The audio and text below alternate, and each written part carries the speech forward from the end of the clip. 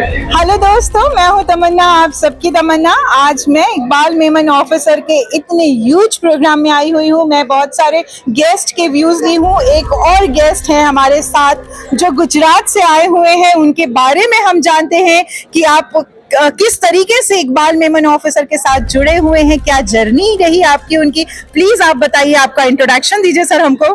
मेरा नाम यासिन रेडा है, उपलेटा से हूँ। All India Memon Jamat federation youth wing national secretary हूँ। मैं 2017 से यूथ विंग से जुड़ा हूँ।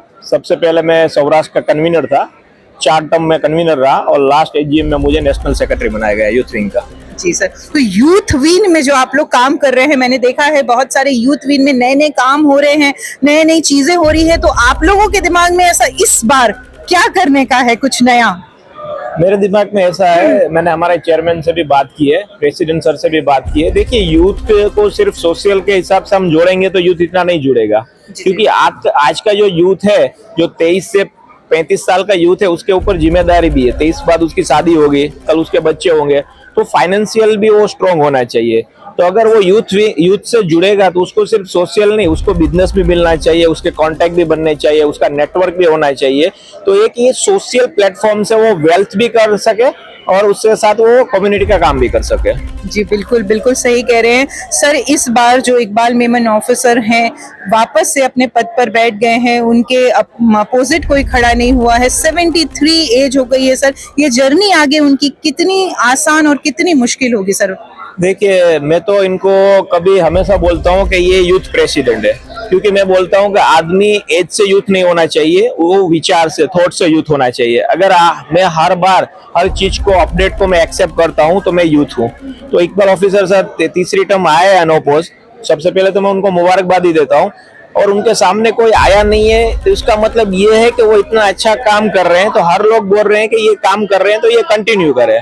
तो माशाल्लाह इतना अच्छा काम कर रहे हैं। और आगे जो है नए नए प्रोजेक्ट ये इस बार लेके आएंगे। बहुत सारे ऐसे प्रोजेक्ट है, जैसे उन्होंने बताया, यूनिवर्सिटी है, स्कूल है, हॉस्टल है, तो उससे क्या होगा कि एक नई शुरुआत होगी।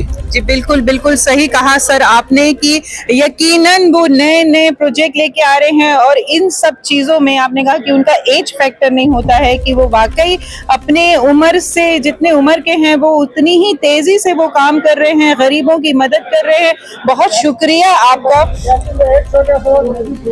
हाँ, बिल्कुल। जिस तरह से इकबाल साहब ने बोला कि आने वाले 4 सालों में कुछ अलग करके दिखाएंगे, तो आप यूथ विंग भी क्या कुछ अलग करने की ख्वाहिश रखते हैं? हमारा यूथ विंग का ऐसा है कि यूथ आज ज्यादातर यूथ अब बिजनेस में आ रहा है, ज्यादातर यूथ आज नई बड़ी बड़ी मल्टीनेशनल कंपनी से जुड़ रहा है। तो हमारा ऐसा है कि जैसे क्लब कल्चर है, जैसे बड़ी बड़ी क्लब में लोग जुड़ते हैं बड़ी बड़ी लाखों रुपए की फीस देकर, हमको यूथ विंग को ऐसा ब्रांड बनाना है कि लोग प्राउड फील करें कि I am a member of youth wing, I am post holder of youth wing. तो यूथ विंग को ऐसे मुकाम पे लेके जाना है कि यूथ विंग में लोग जुड़ने के लिए वेटिंग हो जाए, वैसे यूथ विंग को लेके जाना है। और यूथ को उसका ज्यादा से ज्यादा बेनिफिट हर हार में मिले, जाए वो सोशली हो, जैसे मैंने बताया कि कम्युनिटी के हिसाब से हो, बिजनेस के हिसाब से हो, और नेटवर्क बनता है तो नेटवर्क इज अवर नेटवर्थ, मेरा ये मानना है। बिल्कुल, बिल्कुल, बिल्कुल सही कहा सर। बहुत शुक्रिया आपका कि आप इतने अच्छे विचार रखते हैं। आप लोगों की जो थीम है वो बहुत ज्यादा स्ट्रॉन्ग है, यूथ के लिए बहुत ज्यादा आप लोग कर रहे हैं।